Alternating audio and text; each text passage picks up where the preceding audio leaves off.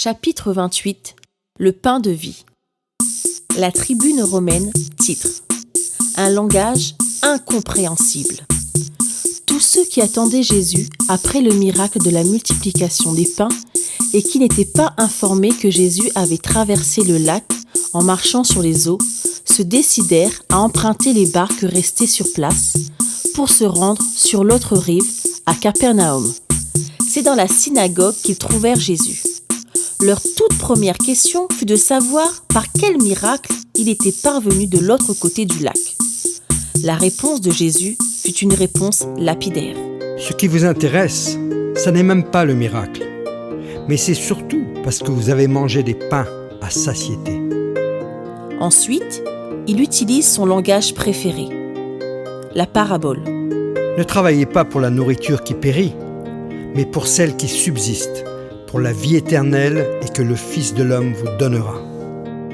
Quelle est donc cette nourriture ? Est-ce de pain qu'il parle ?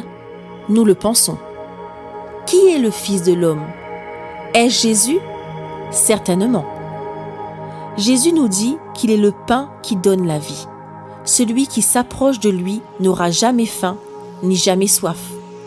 La suite du discours est un langage incompréhensible sur la vie éternelle et la résurrection. Si nous, Romains, nous ne comprenons pas les Juifs, eux n'acceptent pas. Ils n'acceptent pas que Jésus soit le pain qui est descendu du ciel, tout simplement parce qu'ils connaissaient son père, Joseph, et sa mère, Marie.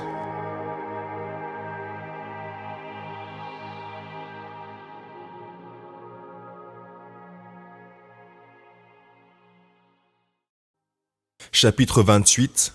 Le pain de vie. L'Observatoire de Jérusalem titre.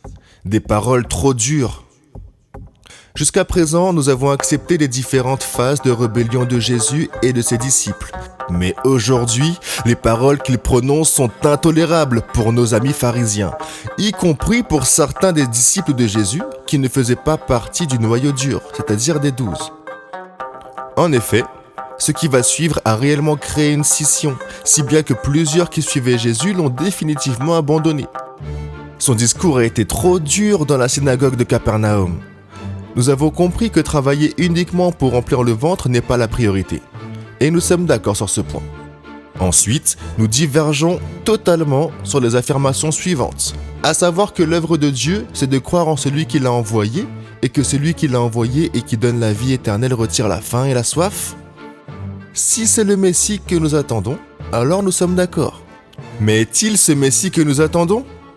Seulement, lorsque Jésus nous apprend que c'est lui le pain descendu du ciel, nous sommes atterrés. Comment peut-il descendre du ciel alors que nous connaissons parfaitement ses parents et que nous le voyons régulièrement dans la synagogue ? Nous voulons néanmoins bien croire que Jésus est un homme exceptionnel, qui a accompli de nombreuses guérisons et pas plus tard qu'hier, le miracle de la multiplication des pains. Nous reconnaissons également que ses paroles sont remplies de sagesse. Par contre, quand il nous dit que ce pain de vie, c'est sa chair et que son sang est un breuvage qu'il faut boire, nous décrochons.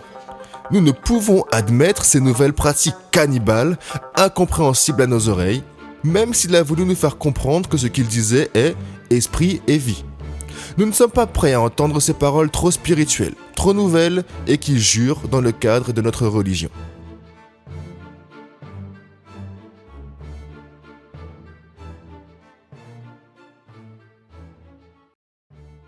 Chapitre 28. Le pain de vie. L'étoile du matin. Titre. Le pain de vie qui est descendu du ciel. Le message que Jésus vient de nous délivrer est l'un des plus puissants que nous ayons entendu jusqu'à présent. Son discours va non seulement nous révéler le mystère et l'œuvre de Dieu, mais également la personne de Jésus. Il va nous indiquer les paroles de vie et de foi pour celui qui veut croire.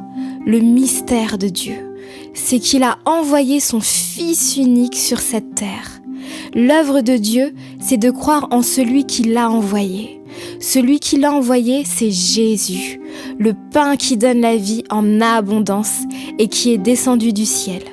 Jésus dit « En vérité, je vous le dis, ce n'est pas Moïse qui vous a donné le pain du ciel, En effet, le pain de Dieu, c'est celui qui descend du ciel et qui donne la vie au monde.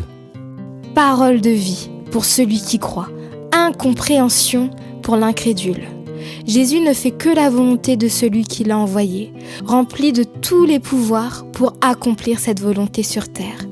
Jésus dit encore : En effet, la volonté de mon Père, c'est que toute personne qui voit le Fils et croit en lui ait la vie éternelle, et moi je le ressusciterai le dernier jour. Jésus pose à partir de ce jour les fondements de l'Église, c'est-à-dire des croyants, lorsqu'il aborde les symboles que sont le pain et le sang. L'Écriture dit : L'homme ne vivra pas seulement de pain, mais de toute parole qui sort de la bouche de Dieu.